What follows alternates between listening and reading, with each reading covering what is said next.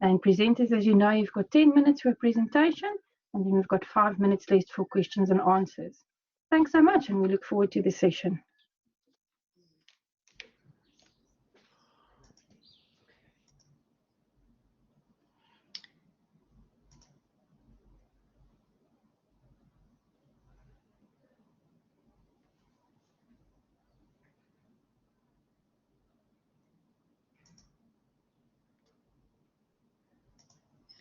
Good morning, guys. Just give me a second, please.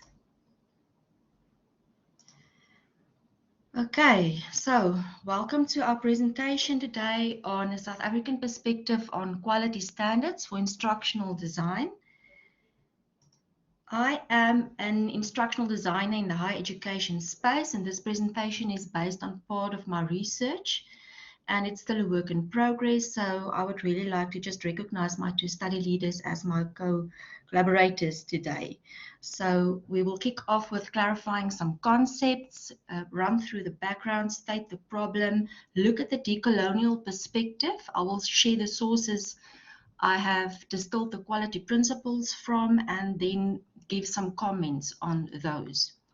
So I don't know about you, but if someone asks me what I'm doing, standing in a queue in Spa, I will give this one-liner telling them I'm designing and developing online learning material with the help of technology. So in a nutshell, basically that is what we do. So proper instructional design is not about prettifying PDFs. It takes time, effort, and skill, and Kartik even describes it as an art. For me, instructional design is the key component of the overall quality and pedagogic effectiveness of any learning experience. We all have a different take on what online learning material is, but I align my view of Jose and his colleagues when they say it is all about the learning activities and resources. So learning activities to me relate to what the student is actively doing, and it relates to the mental engagement that they have, whereas resources is more passive, where they merely have to watch a video or a PowerPoint presentation. So when it comes to the quality of these two constructs, for me, learning activities hinges on pedagogy, while resources relates very much to visual design principles. Now, quality of distance learning programs has been at the center of the discourse since the beginning of time, and it will be like this until the world ends one day. But we all see how it gained renewed attention with COVID-19. So in the global south, we are faced with an array of challenges, which I'm not going to name now. But universities in Africa have mostly only recently stated or started to explore the delivery of asynchronous learning, that is fully online programs with no face-to-face interaction.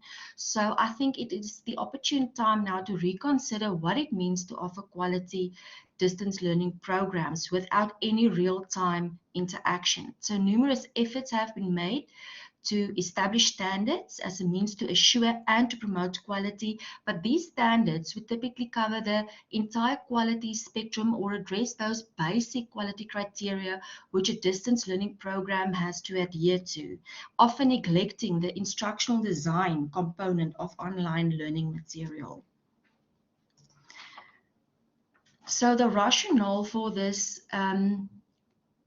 countless efforts, rubrics, checklists, guidelines to establish standards for instructional design exist in the global north.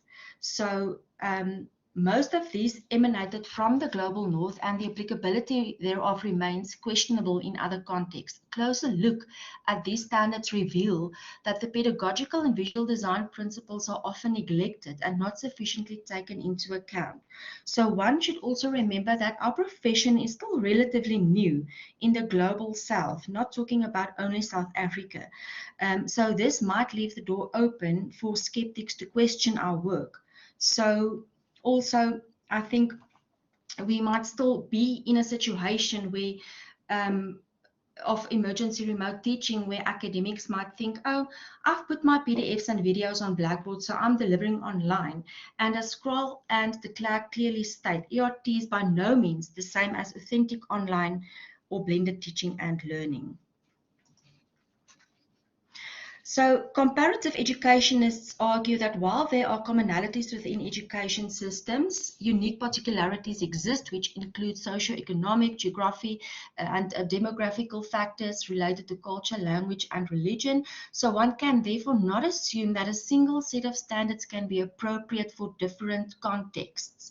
So in order for quality standards to be appropriate beyond the context of the developed world or the global north, we use a decolonial lens to comment on existing quality standards. So before we can get to decolonialism, let's just quickly scan through colonialism. We know it was a period in time preceded by slavery. When most European nations ended slavery in the early 1800s, they shifted their focus to trading goods such as gold, ivory, and rubber. We then saw how European powers conquered and divided up most of our Africa, taking over countries' governments, politics, and trade. So the first generation of geopolitical colonialism was followed by the second generation thereof, namely the colonization of the mind, science, and education. So Minolo, I think in 2002 already made this powerful statement. The global north holds geopolitical power of knowledge. So higher education is dominated by Western epistemologies that promote certain knowledges, agendas, and ways of doing. And there's a need to decolonialize the space. And as Smith said, one way of doing it is to deconstruct and reconstruct. And that is exactly what we've done by deconstructing quality standards, by providing comments and asking questions where we don't have those answers. We interrogate the assumptions and language that inform such standards towards reconstructing appropriate standards. So these are a list of the frameworks I've had a look at, and you can see that I have intentionally included developing countries, and also I had a specific look at frameworks that included visual design and pedagogical principles as well.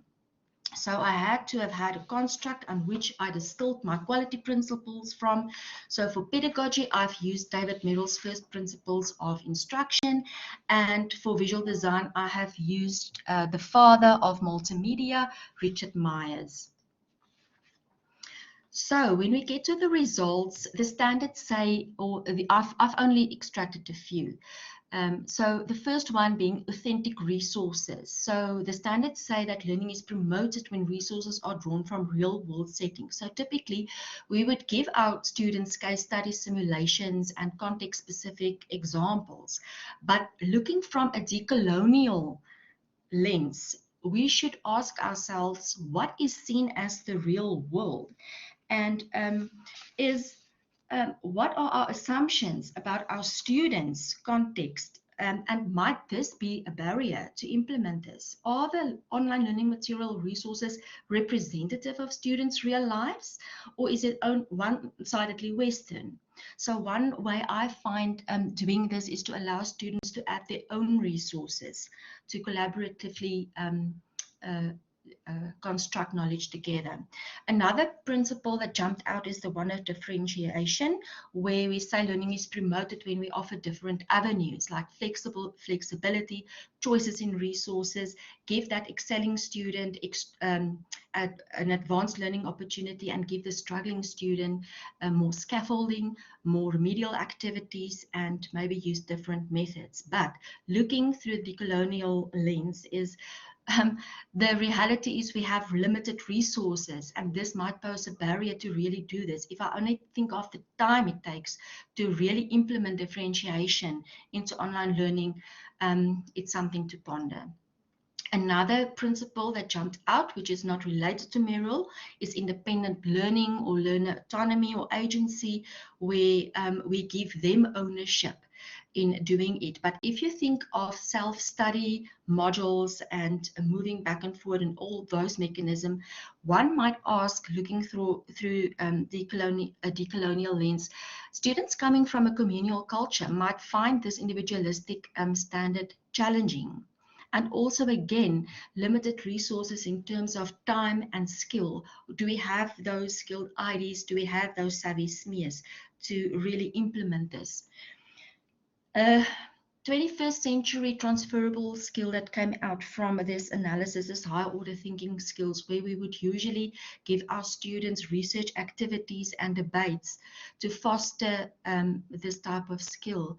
But can't we think out of the box? And following decolonial comment, maybe we should draw from arts-based inquiry linked with indigenous ways of thinking and knowing. For example, instead of asking them to write a reflection, can't we ask them to bring an artifact that would be representative of a reflection, or video record a traditional dance that would reflect the same thing?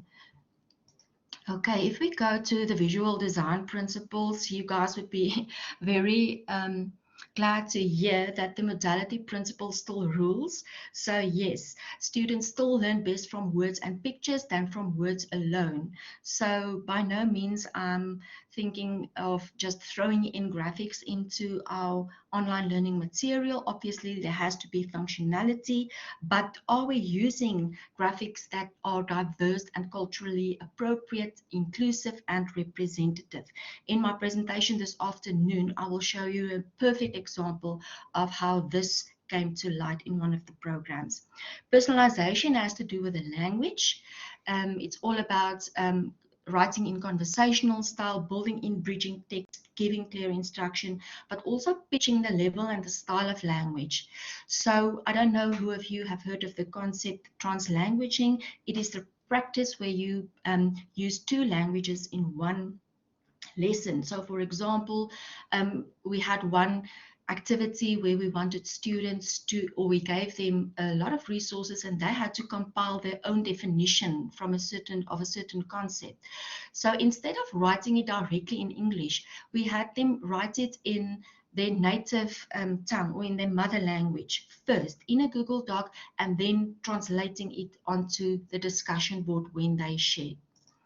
And the last one does not relate to Maya. That was a mistake up there, but it is fonts, color, and layout.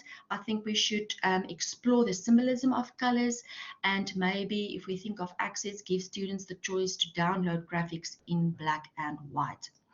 Okay, so if I have to conclude, the economic realities of our students are staying. It is a remaining issue, and fight, if you will, it hampers the usage of online learning material. And to me, it is a constant struggle and juggle to balance quality and accessibility with one another. So yes, we can use the quality standards available, but we need to decolonialize them. We need to make it our own. And yes, we carry a moral burden towards mitigating social inequalities. And I think we can do small things as instructional designs to make that happen. I do think we should have further discussion on decolonializing online learning material. Thank you ever so much. And these are the references I have used. Oh, thank you so much, Isabella. I think the word is like gripping presentation. You've got such an easy way in which you talk, very calming. But I found so much of the content that you shared, something that I grapple with as well. So what a wonderful study, and what a wonderful way of presenting the findings. Thank you. Unfortunately, we only have 1 minute left, and I think it's such a pity. I think we would have had wonderful questions and answers coming from the audience. Perhaps if you have time to remain behind, Isabella, you can have a look at some of the questions. And if you are in the Kumo space later this afternoon during lunchtime, perhaps some of the participants can have a chat with you. But I see lots of people saying thank you, clapping hands, well done, that's been excellent. So we appreciate your presentation and looking forward to your session later today as well. Thanks, everyone. Thanks, remember to sign out from this session and then to go back to the program to click on a new link. Thanks, Isabella. Thank you, colleagues.